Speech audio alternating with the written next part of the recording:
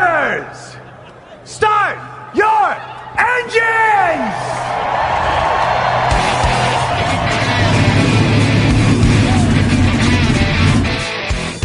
Pick the pace car! What for? Because you hit every other damn thing out there, I want you to be perfect! When I'm driving, I got a guy on the radio who talks to me. It's him, but he talks to me. Well, I wanna be a race car driver, pretty girls eating from my hand, yeah. Wanna live a life of fun and danger, no sweating working for the man, alright. Hey, race fans, welcome to the Hoobazoo Radio Network and welcome to Drafting the Circuits. My name is Frank Santoroski. I'll be your host for the next hour as we talk about a big, busy week in racing that we've just had. Joining me in the studio, Richard Youden, Louise Torres. Fellas, how we doing? Doing pretty good in Oklahoma. Storm-free right now. Storm-free in Oklahoma. That sounds like a country song. Remember that for another day. So anyway, jam-packed weekend, 2 IndyCar races at Texas. Formula One in Portugal, another one of our favorite classic tracks. NASCAR in Kansas. And then the next-gen car made its debut earlier today. So we'll get to all that later. But obviously the biggest news story this week is the passing of Bobby Unser.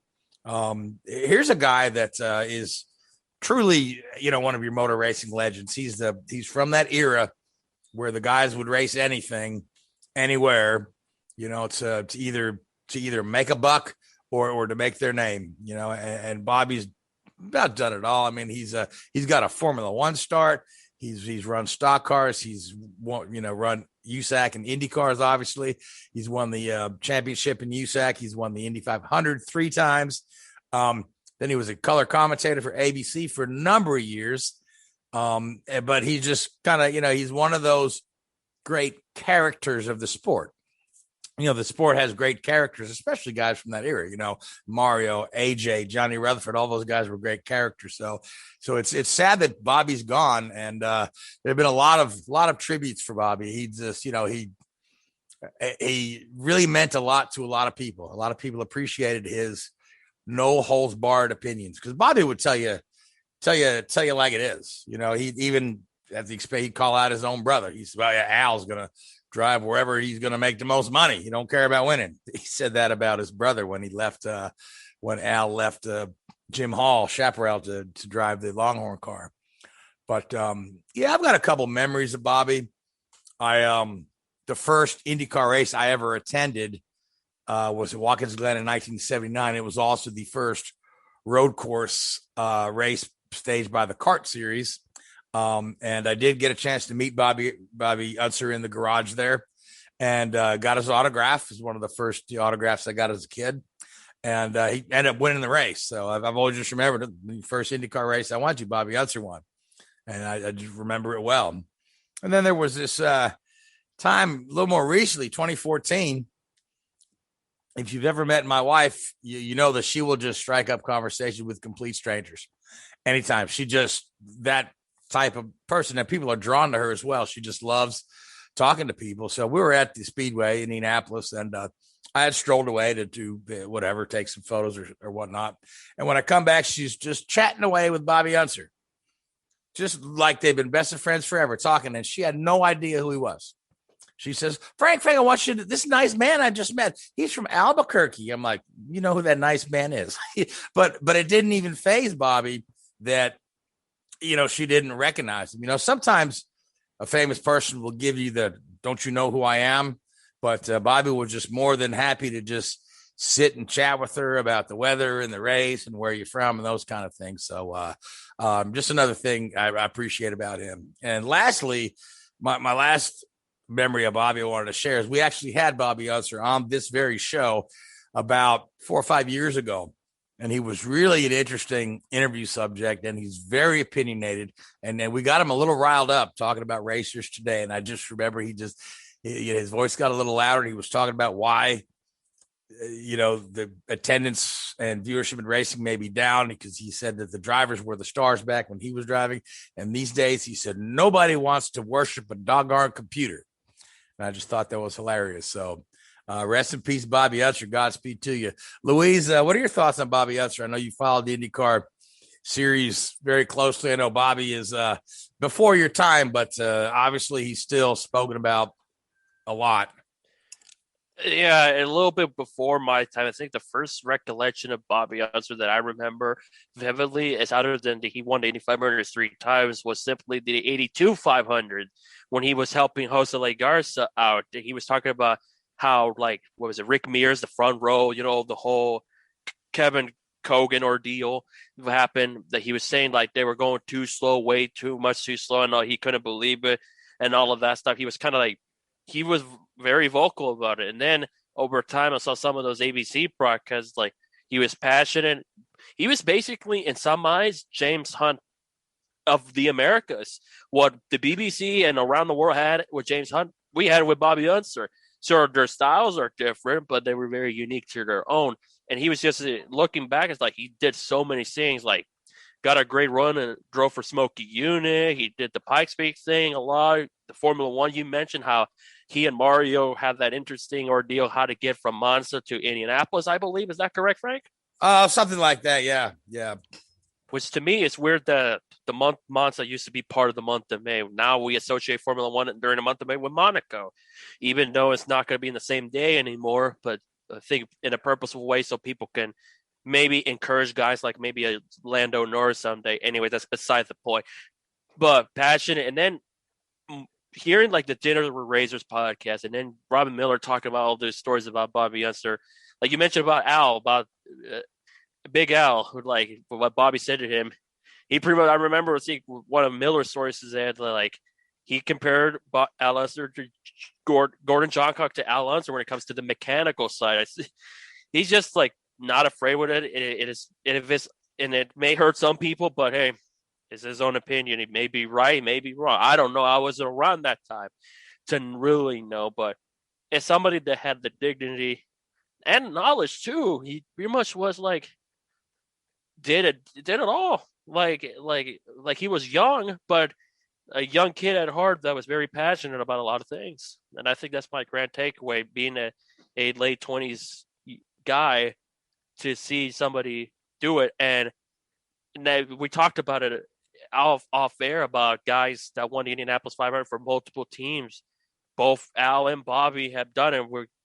We might see it with Juan Montoya if he gets it done this year. Yeah. I mean, there's a little numerology that tells you we should have a 3-time winner this year. But again, those kind of things are largely coincidence in my mind. But I mean, you mentioned, Bobby Unser on the television broadcast, which he was, it was him and Sam Posey were the color commentators during a large part of the kart era when I would watch these races religiously. And, Bobby and Sam Posey were very different. Sam Posey always tried to be very eloquent. And he'd use big words and descriptive terms and like set the scene. And then Bobby would just tell you like it is, right? This is, like Sam Posey. Oh, and these men here, they're gladiators to their chariots. And Bobby said, well, look, he hit the goddamn wall. But the funny thing is about Bobby Unser would always, more often than not, end a sentence with the phrase, just a little bit. He would say, oh, he's got to go in and got to take air pressure out of those tires just a little bit. He need to tighten up that car just a little bit. Me and my buddies actually made that into a drinking game. You take a drink every time Bobby Unser ends a sentence with just a little bit. And we ended up drinking quite a bit. But, being fortunate, it's just a little bit compared to Danny Sullivan saying, look at this or look at that every other time. Yeah. I mean, everybody's got their own little catchphrases and quirks, but Bobby and Sam were, even though they seemed to be at odds with one another when they were in the booth, they were one of my favorite broadcast duos during the races. So, very much like the sort of Murray Walker, James Hunt things that you were mentioning earlier, though. Then, absolutely, yep. Love to hate each other, but had a huge mutual respect. Mm-hmm. Imagine if a Speed Channel was still around. I think. You know how Sam Posey does all this stuff. I think everybody knows that. I would have loved to hear something from Sam about Bobby Unser, because I think it would have been quite compelling. if a Speed Channel was still around. Or, I don't know, NBC brings Sam Posey to do one last narration or something. I don't know. Sam Posey's not in great health either. He's been struggling. I can't remember off the top of my head what he's been battling with, but he is battling disease as well. That's what I was figuring. But yeah, I mean, I'm sure they'll do a big tribute thing with Robin Miller or somebody doing the voiceover. Yeah, but I mean, it's sad because we're losing these guys. Nobody's getting any younger. Somebody had posted a stat the other day that said there are now, with Bobby Unser's passing, there are only 5 living drivers that have driven a front engine car at the Indianapolis Motor Speedway. And that would be, AJ, Johnny Rutherford, Gordon Johncock, and Paul Goldsmith. And Paul Goldsmith is 95 years old. Paul Goldsmith is the oldest living person to compete in the 500. And he's also the oldest living person to compete in NASCAR. So, like I said, but these, none of these guys are getting any younger, and we hate to see them go. So, Godspeed, Bobby. We'll certainly miss you, but people will never stop talking about him or thinking about him in the racing world. He's carved an indelible mark in the history of the Indianapolis Motor Speedway and the IndyCar Series. So, speaking of the IndyCar Series, because we'll move right into the 2 Texas races, which were kind of polar opposites of one another. The first race was, what would you say, Louise? What word would you use? It was rather tame. Annihilation. Yeah, I mean, it was, very much follow the leader. Nobody was able to get up into that high groove. We've already talked about the problems with the failure to remove all of the PJ1 compound, how it's kind of wrecked the track for IndyCar, and Texas has no plans to discontinue applying the PJ1 for NASCAR races, despite the fact they can't fully remove it. So the first race produced Scott Dixon as the winner. Scott Dixon, who is now 1 win behind matching Mario Andretti on the all-time win list. Speaking of those old guard guys, Scott's getting into rare company there after he passes Mario. The only one ahead of him is AJ Foyt. And Dixon also took the points lead, which is definitely not comfortable for anybody else in the field. But there were a lot of a lot of other guys had pretty good runs there. But it was just kind of lost in the fact that it was just Dixon domination. Well, aside from fellow Kiwi, Scott McLaughlin is finishing second in his Oval debut. First Oval race debut, he was able to get up there to get an excellent result. Sure, the following race, it wasn't the same didn't reflect the same, but it shows you that from his perspective, it was a good way to start. But what I got from that race more than anything is just a couple guys put on a skid. Should look at Colton Herta, who had problems with the rear of the car that it became mechanical to the point that he couldn't finish the race. That's the kind of runs you cannot have at all, especially considering it's early in the season. It's round 3. You don't want to have those issues. Now with Dixon as the points leader, that is going to be tough for Colton to get back in there. It's one thing to have a mid to late season, but you don't want to have an early season skid, even for one race, because that's what hurt him big time in 2019 as a rookie after that Coda when he would finish last or at the back of the field. So it was a tough break for him. And also you had Sebastian Bourdais, which is seems like every single year when he was in Indy, he's been in the IndyCar series in the past several years. He gets good runs going, then one incident knocks him back to the bottom, and he just has a hard time recovering. And then for the second race itself, it didn't help any better because he was collecting that big pileup when the green flag was literally dropped that involved Pietro Fittipaldi, Connor Daly, Alexander Rossi. That's another one that. Yeah, I was going to say, speaking of early season skids, the Alexander Rossi. The guy who said championship or nothing, looks like it's going to be nothing for him this year. Yeah, it's just bad. It was just a bad, wrong place, wrong time. Similar with his incident with Graham at St. Pete. Just bad timing with that flat tire because of the contract. Now he got collected as something out of his own doing that took out several cars, and we went under yellow for 19 laps. It's just Andretti Autosports luck is just so inconsistent, literally inconsistent. You have the 2 strongest guys in your lineup had a bad weekend at Texas, bad. And then when you have the other ones in the middle of the road, they have their middle of the road performances with Hinchcliffe and Hunter Ray. It's just I don't know what it's gonna take. And as far as once again the aero screen was put to the test with Connor on the upside down, poor Connor Daly. That's the second time he had a nasty wreck at Texas. The second nasty wreck he's had this year. If you look back to the truck race in Las Vegas, that was a scorcher. Yeah, That was So anyway, so the winner of the second race, which you haven't mentioned yet, Louise, was your good buddy. Yep, my fellow Hispanic. Pato O'Ward. Yes. I mean, despite the Irish name, he is Hispanic. He's from Mexico, of Irish heritage. But we've been talking about this kid for 2 years, and we know he's good in his. I think this breakthrough win for him. He silenced a lot of his critics, and he just drove a superb race. And then once he got around who he needed to get around, nobody could touch the guy.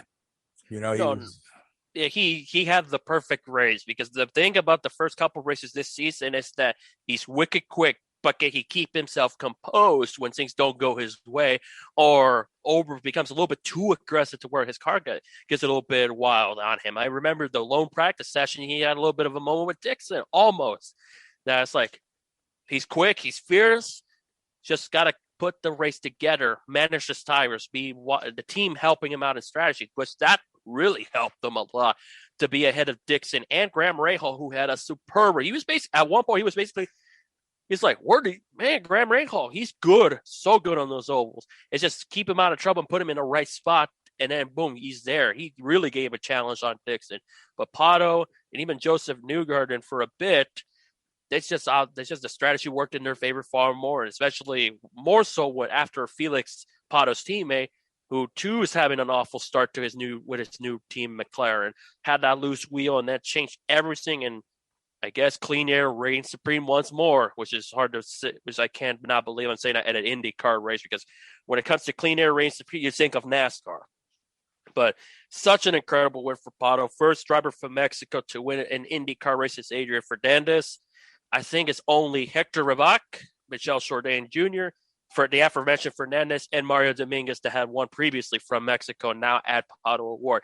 It's been a good couple months for Mexico, with Sergio Perez winning last year. Where is Carlos Huertas from? He's Colombian, right? Yeah. Okay. All right. Yeah, and no, Carlos Guerrero never won a race, for those wondering. No, he didn't. No. So anyway, Pato O'Ward, we had talked about his struggles with, maintaining his car. But I mean, honest to God, if you'd have said that some young kid is going to win his first race by beating Scott Dixon on fuel strategy, it just seemed like something out of a science fiction book. Yeah, or even Joseph Newgarden, which Dixon from afar couldn't believe that Pato was able to get by and beat Joseph like that, even him. And he did make an interesting comment in the NBCSN interview that he hopes Pato winning doesn't become frequent. I think that speaks volumes. It kind of speaks volumes if Dixon says that, because there may be, I don't know, maybe the young guys are going to be up there now that Pato finally got that win. Well, is this the beginning of a winning streak? We are 4 races in, and 3 of the races have been won by young guys. Colton Hurd is in his 3rd year. Pato's in his 2.5. Yeah, and Alex is 2nd year. Alex is in his 2nd year. So you've got these young, and you got other young guys yet, who also look poised to win. Sure. Now, Richard, you're being quiet over there, so I don't want you to drink all your beer at once. So let's talk a little bit about Pato O'Ward, the McLaren team, and your thoughts with Texas, with the track conditions and whatnot. It was an interesting race, wasn't it? Oh, 2 races, I guess. As you said, you lost that high line with this the compound, the PJ1 compound that they put down, which you saw. Was it Hinchcliffe in the first race? Just got like 2 wheels on it, got a little bit loose, and next up was the medical center for him. Unfortunately, it was pretty brutal, really. So yeah, it was a strange setup. Really, it was. you wonder how long they can keep doing, tracks that run both NASCAR and IndyCar, because fundamentally they're two different types of racing. And if you're trying to horseshoe one of them into the other, it's just not really going to work. And I think we saw the effects of that this weekend. But it's amazing, having spent the last 3 or 4 months watching Cup cars on an oval, and then suddenly seeing an Indy car on an oval. It's like, these things are so fast. Well, there's a couple of spots, especially around the restart and the start of the races, where you're almost watching it from behind the sofa. You're like, oh, this is going to be messy. Because the rate of change of direction of an Indy car is just so much faster than a Cup car. These you forget how heavy and wallowy those Cup cars are, and the IndyCar, they're just fantastic to watch. And they may not be as good on an oval as a stock car, but they're fantastic to watch. And maybe it wasn't amazing racing, but some of those moves, some of the driving you saw out there was first class. It really was. And Dixon did what Dixon does, and it must be pretty demoralising to the rest of the pack seeing, 4 races into the season, he's already ahead in the championship. It's like, oh boy. Yeah, he's got a fairly healthy lead as well. Yeah, and he hadn't really done anything really until coming into Texas. He hadn't finished high up in the first 2 races really, and then all of a sudden we're like, oh, okay, here we go. He'd got on the podium at the first race, but it's consistent top 5s, which is what the guy does. And even though he lost, he's one of the few drivers that you can say when they don't win, they lose, can't you? Because he just expect to win so often. But even a 4th place finish in the second race is solid. O'Ward had a 3rd and a 1st, Dixon had a 1st and a 4th. You're dropping 2 or 3 points or whatever it is to your championship rivals. But I thought they were good races, really. And I think what O'Ward did was basically what McLaren are paying him for. They brought him in there to do this, and he's starting to execute. And again, I talk about this often. It's execution in so many of these races, and that's where McLaren have a good pedigree, and it'll start to tell. And they're building into it. They didn't. I remember there was a talk a couple of years ago when McLaren came in that they'd offered Scott Dixon stupid amounts of money to go there. And in a way, I'm glad he didn't, because it sort of shows that they're doing this the right way. They haven't gone out and bought the best drivers and the like. They've got a really good, solid engineering group there. They've got, a good, smart team around them. And they've got, a fantastic young driver in O'Ward who is certainly going to be one to sort of look at in the future. And he's already got the confirmation of a drive for or a test, should we say, for the Formula One team. Formula One team. Yeah, back in Abu Dhabi at the end of the season. So that's going to be boss when that happens. That's going to be fantastic. Same with Grosjean coming up too with Mercedes. Yeah, so there's a couple of little side notes there in Formula One which keep everybody interested. But McLaren really are going about it, as I say, what I like to say, the right way. They've got O'Ward there, Rosenquist, who is another youngish guy. He's in his 20s still, isn't he? So I think with a lot of experience to different racing series. So they're going about things the right way, and I'm pleased that it's really started to sort of work out for them. And I worry. No, worry is not the wrong word.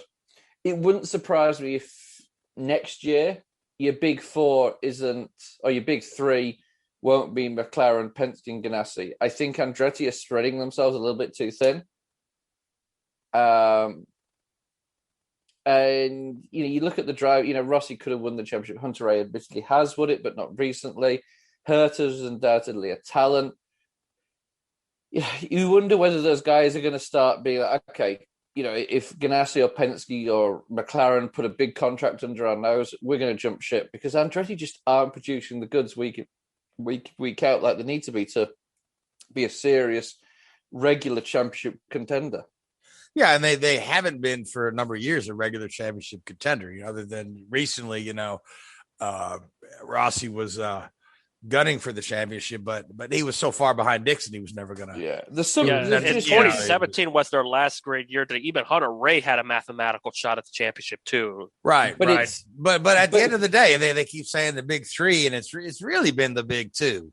Yeah, Andretti's almost on a tier below where Chip and Roger are with their teams, and McLaren, like you say, they're stepping up.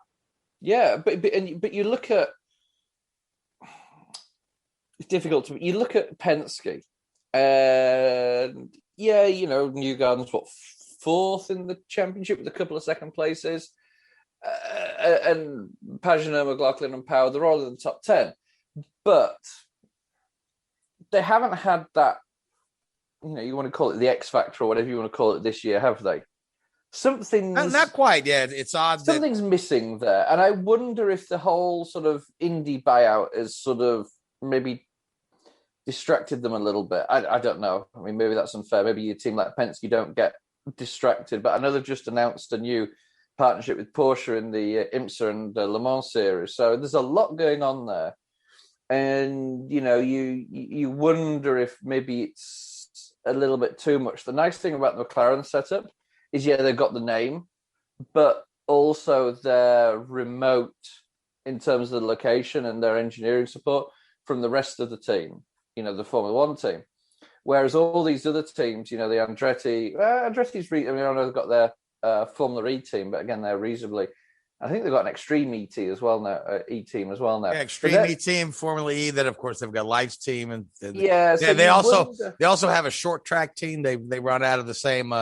That's it, yeah. So you wonder how much of a distraction they have. Whereas McLaren and I know Ganassi have obviously got the the IndyCar and NASCAR teams, but they are in separate locations. Penske, everything's done out of the shop in North Carolina, whereas for Ganassi they have separate locations. So you wonder if maybe there's a little bit of distraction there. I mean, they'll rectify that pretty soon. But even when they say Powers come second and Newgarden's had a couple of seconds, and even McLaughlin came second in the first race there, didn't they? But they've never looked like winning, if that makes sense. Oh, that makes perfect sense. Yeah, they do like winning. Well, no, sorry, they haven't looked. They haven't looked like winning, despite finishing second in every race so far this season. Other drivers who maybe finished slightly further down the field have looked more like winning, even if they've maybe finished fourth, fifth, or sixth. Right. Like Lewis had mentioned, Graham Rahal looks solid at Texas. Yeah, and he came, or even O'Ward, in the first race of the season. Oh, sure, yeah. I think, where did he finish? Fourth or fifth? He finished out of the podium after looking like he was probably going to win that one too. Yeah, so, but he looked more like winning than Will Power did, who came second. Yeah.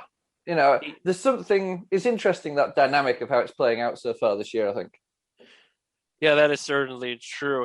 And to bring back to what you mentioned about these race shops doing it all under one roof, it feels like yesterday that Penske had different ones because they had Penske, regular Penske, and had Penske South. Like I think one in Michigan or Pennsylvania, and then the other one elsewhere before they all morphed into just one big operation in Mooresville. Mm-hmm. Indeed. Yeah. So anyway, it is. I did want to have one more question for you, Richard, as far as getting back to the thing with the PJ1 compound. Okay. Because I'd read a social media comment that kind of read something like this. It said, I don't understand if Goodyear can produce a tire that works with that shit. Why can't Firestone produce a tire? And the issue is not the tire itself, is it? It's the loads on the car and massively. Yeah, Goodness me! I'm glad I never saw that comment. Otherwise, you'd have to take somebody to school, right? Yeah. I want to say stock car has a much higher coefficient of friction. Massively, because the car's like 6 tons or whatever. It's a stupid amount, compared to one person can push an Indy car. You try pushing a stock car and you break your back. They're heavy. They're solid steel tubular frames. Whereas, if that makes sense, solid steel tubular, they're steel tubular frames that are very heavy. And an IndyCar is a lightweight carbon fiber composite chassis, which completely different animals, completely different. So you can't compare the two. Exactly. And, the amount of energy that goes into a Firestone tire on an oval is just phenomenal compared to the amount of energy that goes into Goodyear tire. The pressures on the Goodyear tires are a lot lower because they can do that. I used the word earlier, and I think it's quite appropriate when we're talking about tire potency, but wallowy. You look at a cup car on an oval, especially when you watch video of an IndyCar and a cup car. Texas is a prime example, or wherever, and they do just wallow around the track. The cup cars. I don't know what the lap time difference is, but it'll be multiple seconds, and they're just not as responsive from the driving standpoint.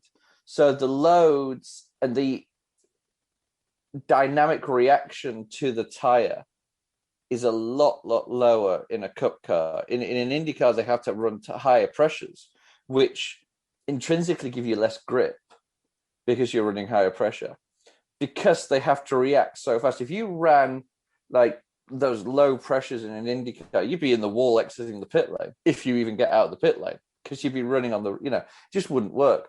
So they're completely different beasts. And that's what I said earlier. I really don't understand the desire to run, especially the ovals. Now, Indianapolis is a unique track. It's not an oval in my book. In many ways, it's a 4-turn street course in many ways, because of the way you set the cars up and the way you'll run the cars. But if you take Texas, I think Texas is the only oval that they both race at now, isn't it?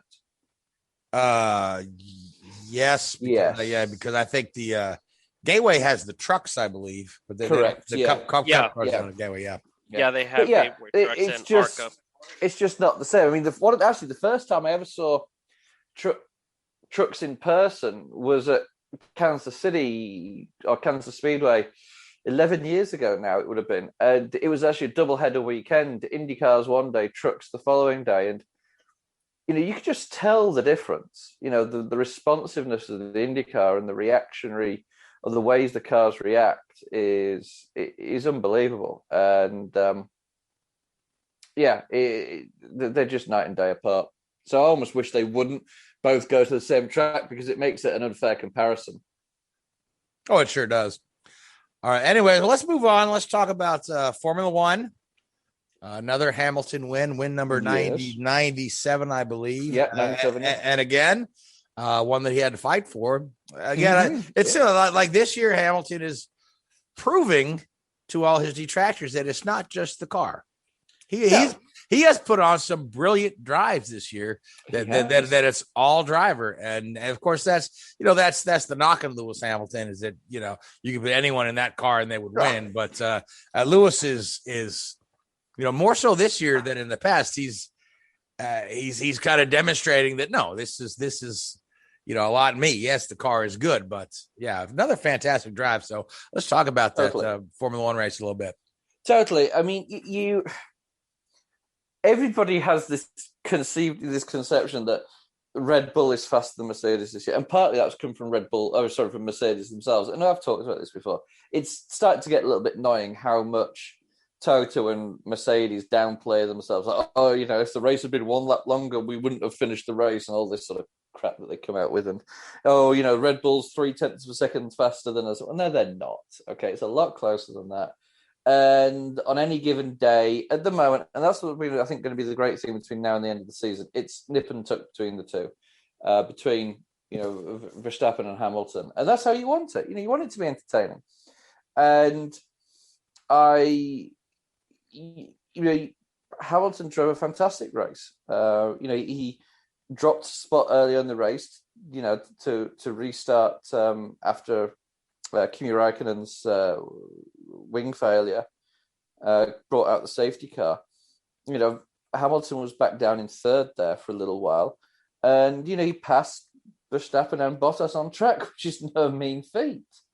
So you got to give the guy credit. You really do. And unfortunately, it does go amiss at times. The guy is a complete racer in many, many ways. He has elements of all the great drivers. You could argue that two of the best are Senna and Prost, and he has that flair of Senna at times and that ability to find a tenth, 2/10, 3/10 of a second when nobody else can find it. But he also has that ability to calculate a race like Prost did. And in many ways, I guess a comparable would be to Schumacher as well. Both Hamilton and Schumacher, I think, are very comparable drivers in the way that they maybe weren't, if you take 5 or 6 categories, if you like, that go into making up a race driver, they may not be the best at all of them, but they're in the top 2 or 3 in all categories. And at the end of the day, that all comes out to make them, the best driver of their generation for certain.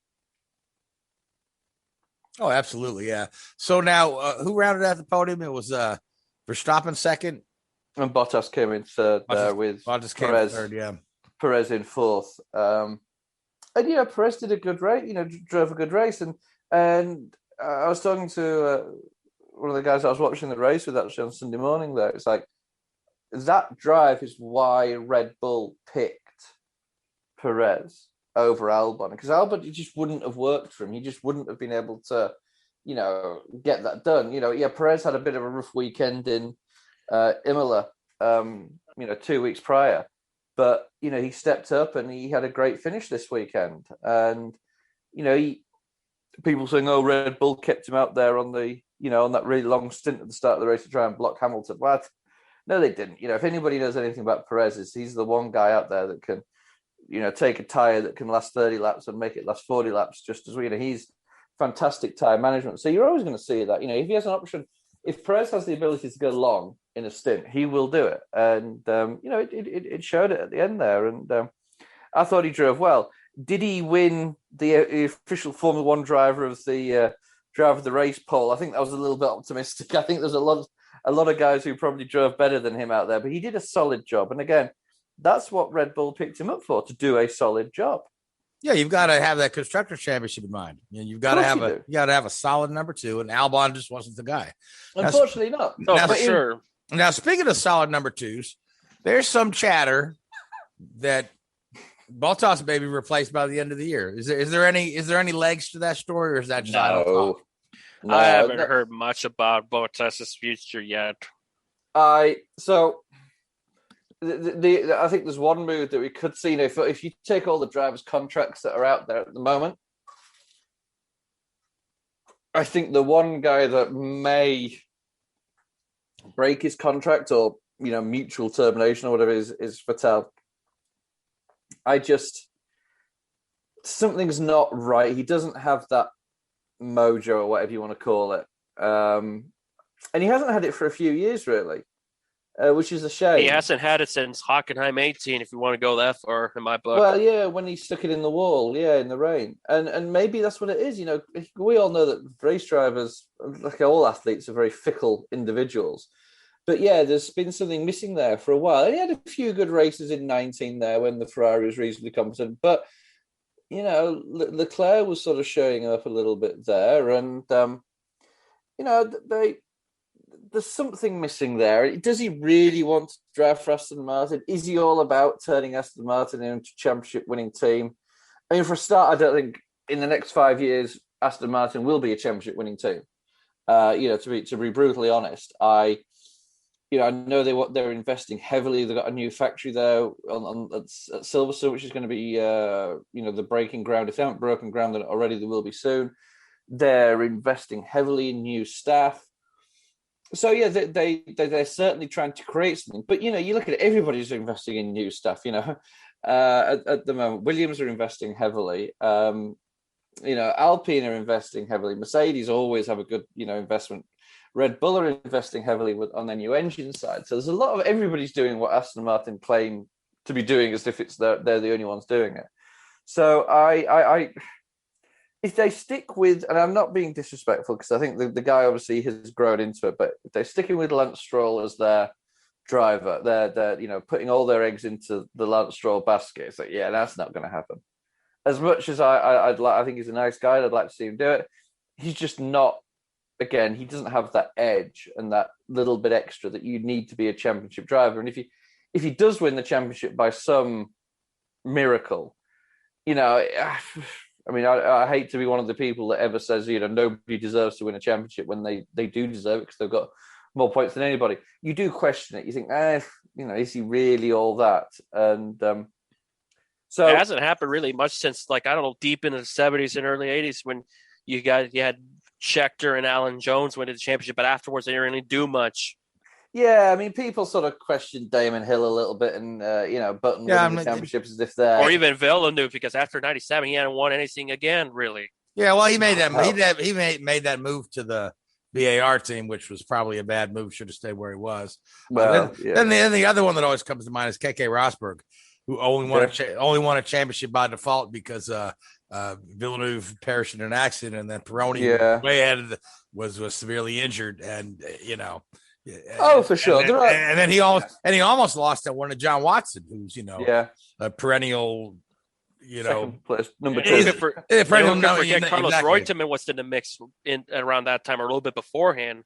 81, Reutemann was leading the championship going into the finale and totally choked, and PK won. Yeah, the 80s was an interesting time period before Senna and Prost really took off. Oh yeah, the 80s, the early 80s were a fantastic year. Turbo era, because there was so much parity. You had, I want to say 82, you had 11 different winners. Yeah, 11 different winners from I think 7 different teams. That was the year that Rosberg won, wasn't it? Yes.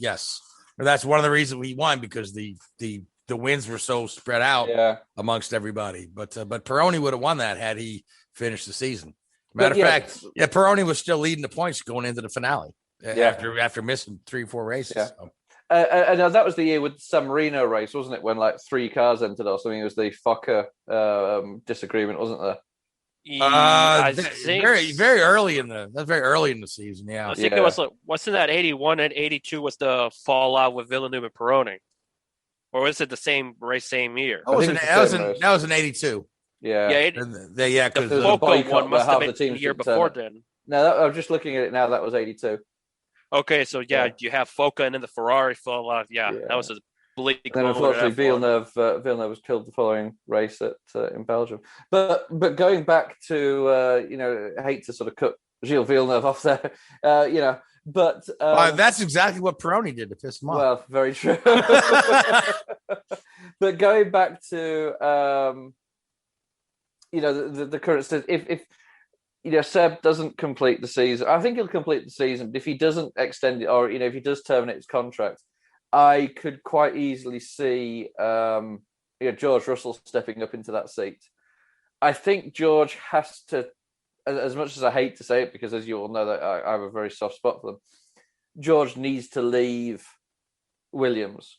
Again, I hate to say that, but I just feel that he does. I think for him to achieve what he wants to achieve and what his talent enables him to achieve, he needs to be at a team that is more competitive.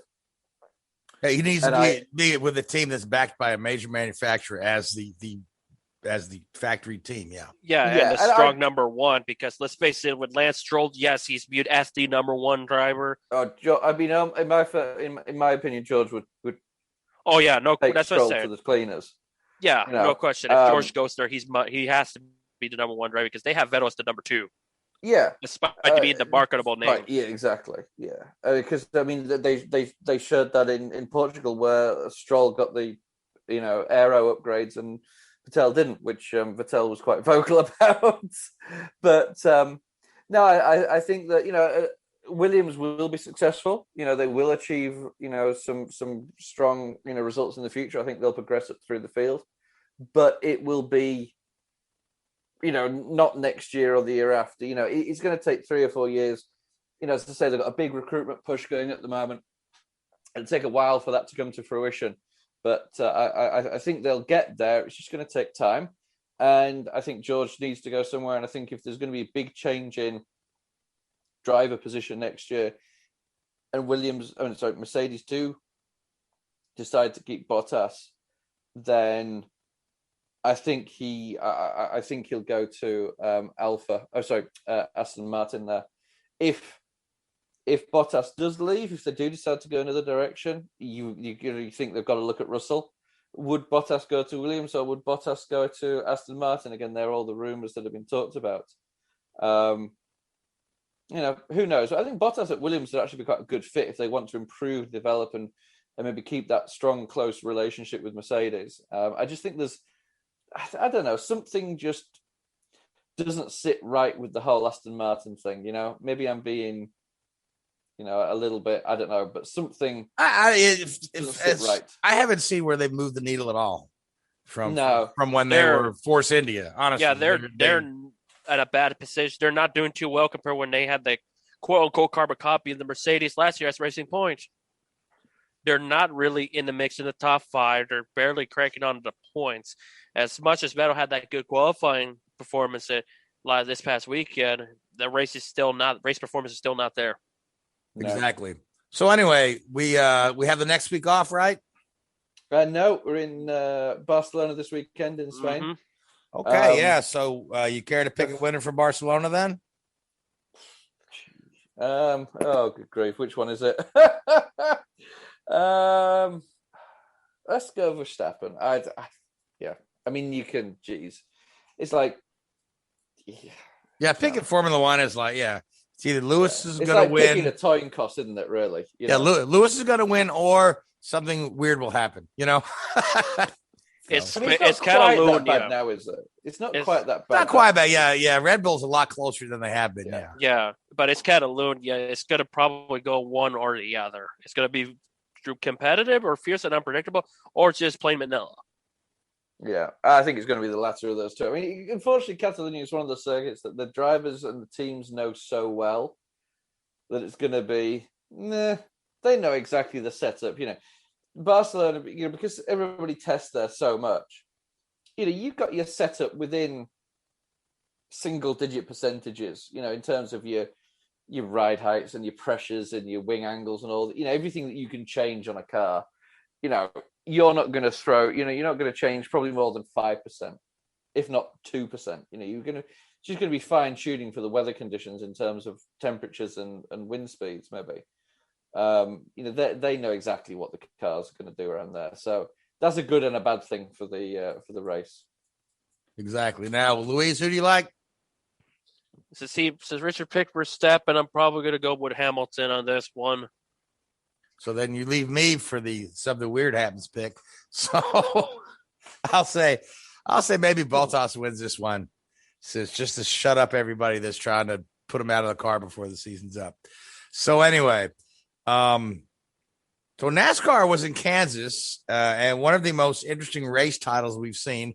The race was sponsored by Busch Beer, and they had a little social media contest where they had a few different really silly race titles, and they let the fans vote. And the ones the fans voted for was the Bushy McBush, and which the Bushy McBush Race 400, the Bushy McBush 400, which I don't know. Folks. It sounds silly and it sounds a little dirty all at the same time.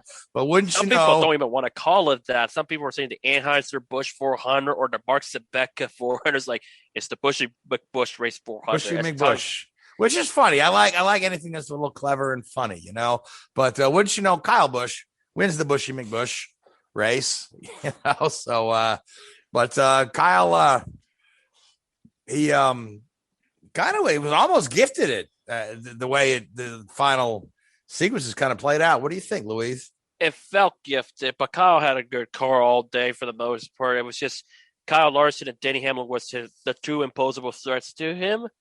And just the late race battle with Hamlin hitting the wall and then Larson and then that final restart, and especially letting it going, just couldn't get going, and it opened the door for Kyle Busch and then Kevin Harvick, the driver of the number 4 Busch Beer Ford, that finished second. But this was like finally a race where we could say Kyle had a good car, a real good car.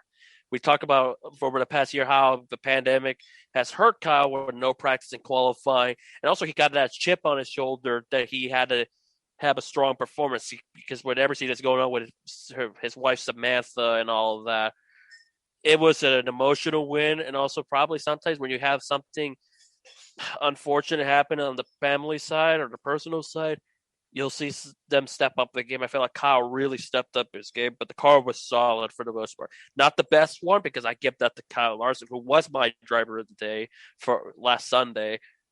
But they got that win out of the belt. Now he is one win away from equaling Richard Petty for the record of most consecutive wins with at least one victory at 18. He's now surpassed David Pearson. So most consecutive seasons with at least one win? That is correct. Okay, all right. So I just lost my train of thought. This caution at the end, setting up the final restart. There's a little controversy. Couple cautions. Yeah, well, one of them where the people were in the middle of making pit stops and somebody lost a tire. Yeah, Tyler Reddick lost his tire. The tire went into the grass. Mm-hmm. They let everybody finish their pit stops and then called a yellow. Which was ridiculous. Exactly. Yeah, just see, it's like a competition yellow that didn't need to be a competition. If the tire rolls out in the pits, it's in the grass, you either throw it or don't do it. I remember at different timings. I know that. 20 years ago in Daytona 500, Kyle Petty had a loose wheel. It was more in the center of the grass. No yellow. Not one yellow.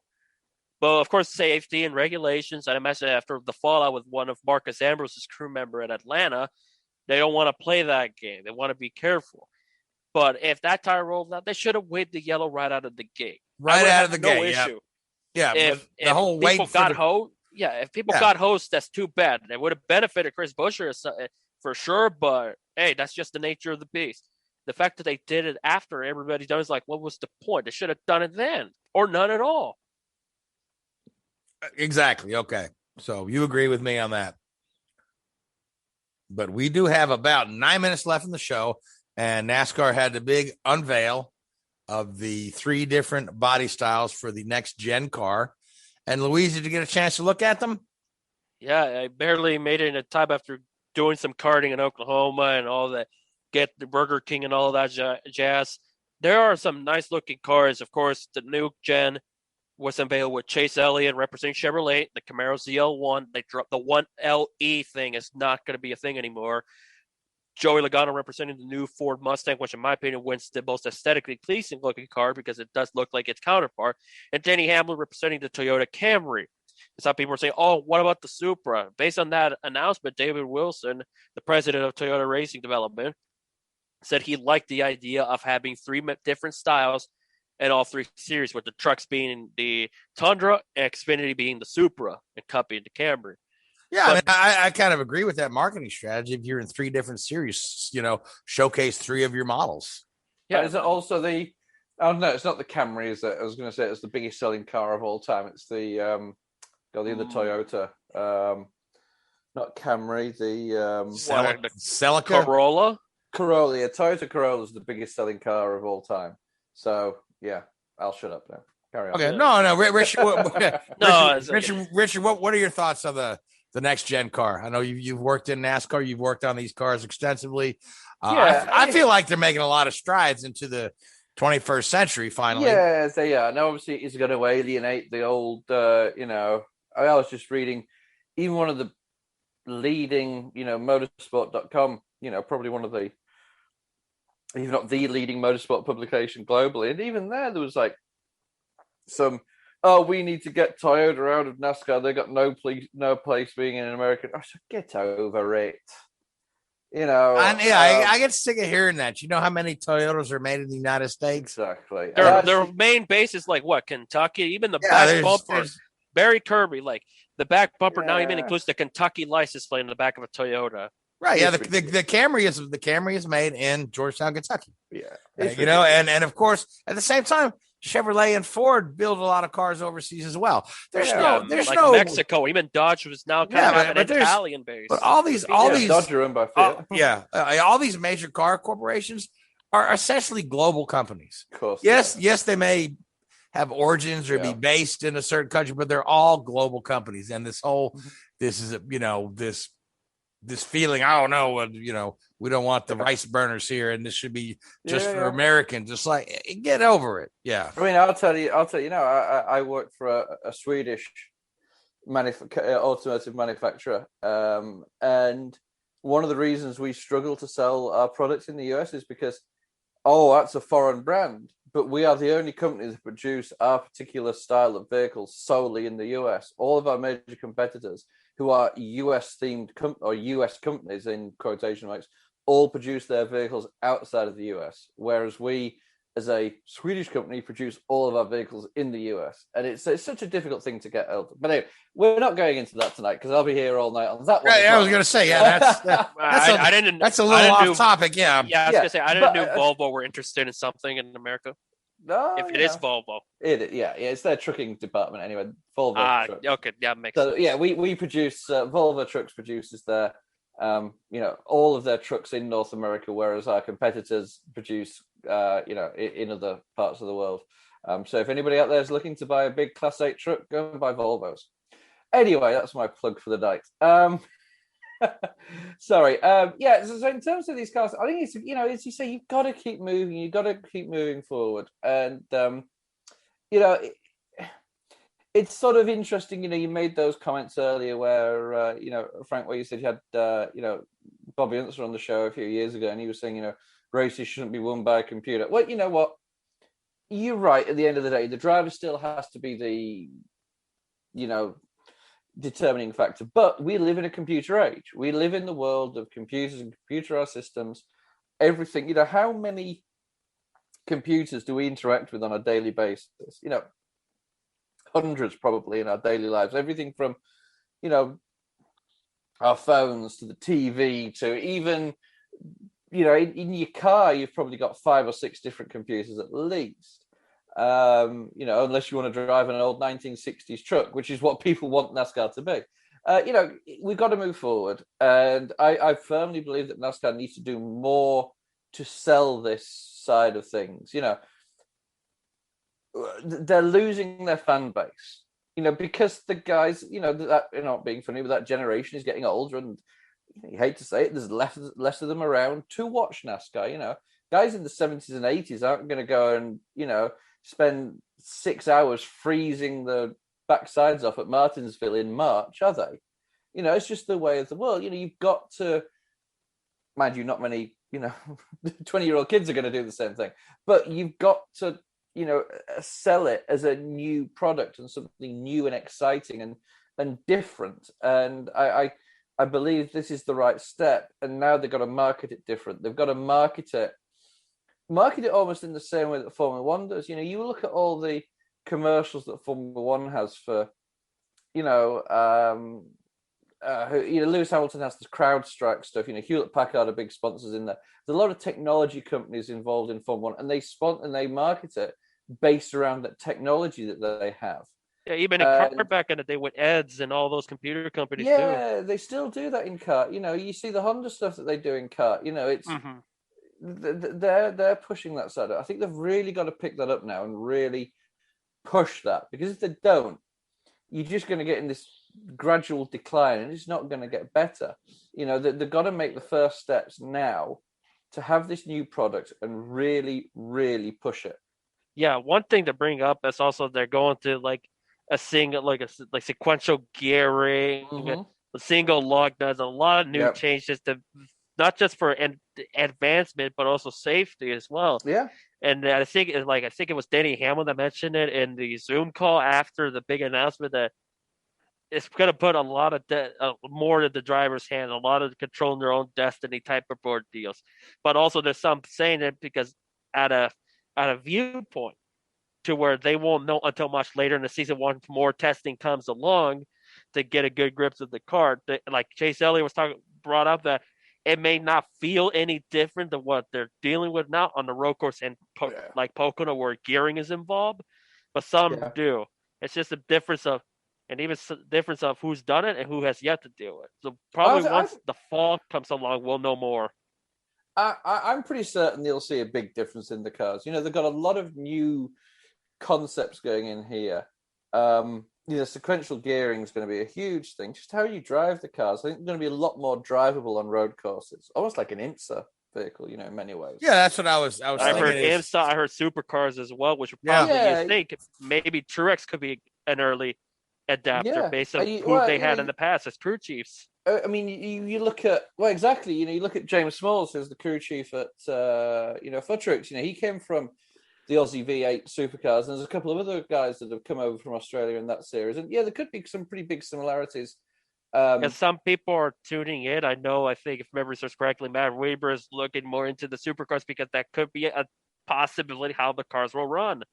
On the road course. You could definitely see that. You could definitely see that, and also the fact that they're going to be symmetrical as well.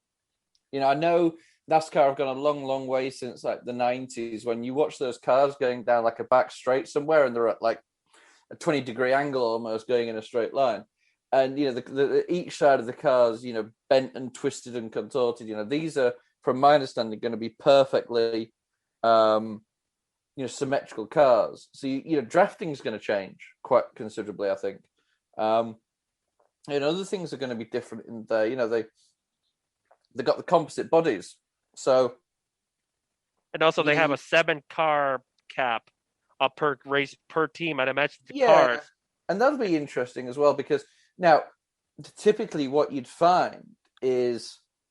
I know when we were there, as you go through the season, you'll start off this. You don't, I think what's the cap at the moment? 12, is it? 7 cars. But at the moment, it's 12, I think. At the moment, I believe so. So at the moment, you would start with one or you'd start with maybe 3 or 4 chassis come the start of the season, and then as you go through the season, you build new ones as necessary and the like.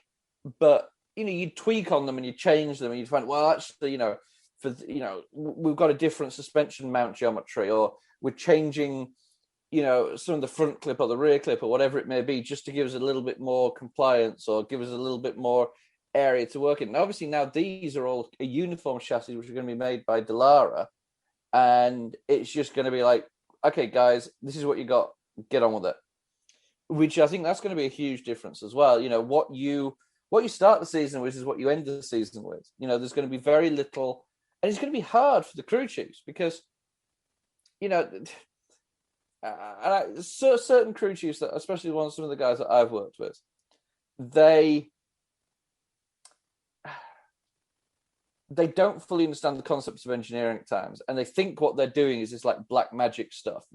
It's not. It's just like when they push on a body and push a panel in a little bit and put a bit that's not magic. That's aerodynamics. You just don't realize you're doing it. It's true though. But now that's going to be a lot harder for them. So they're going to have to go back to your core engineering principles. So to my money, it's the teams with that. And I'm obviously going to say this because I'm biased to it, but it's the teams with this core backbone of engineering support. And I think Hendrick will be strong because Hendrick have always been, an engineering organization at heart. I think Penske will do well under these new regulations. I think Gibbs may struggle a little bit. Certain groups within the organization may struggle a little bit. I may be wrong in saying that. I think Ganassi will do well because obviously they're used to that sort of mentality with the IndyCar series. But of course, as mentioned, they're from different setups and different shops there. So there may be not as much crosstalk as you see with Penske. But I think the teams with this true engineering core will be the ones that will be successful because you're going that way and you can't do anything to stop it. All right. So speaking of stopping it, we are out of time. Sorry. Oh, that's fine. That's all the time. So good. I gave my thoughts already. All right. Good. Well, it'll be interesting to see when this new car hits the track in the fall, like you said. So we've got Indianapolis Grand Prix coming up this month, Indy 500 qualifying, and then the Indy 500 at the end of the month. We've got the Monaco Grand Prix coming up, as well as the Coca-Cola 600. All our great month of May stuff is ahead of us, but tonight's show is behind us. So I want to thank the Hoobazoo Radio Network. I want to thank iHeartRadio, Spreaker, Google Podcasts, and YouTube. And I want to thank you, Louise. And I want to thank you, Richard. And I want to thank you folks that listen to us week in and week out. But until next week, good night. WHOOBAZOO, that's Hoobazoo.com. Enter website, enter website, enter website, enter website.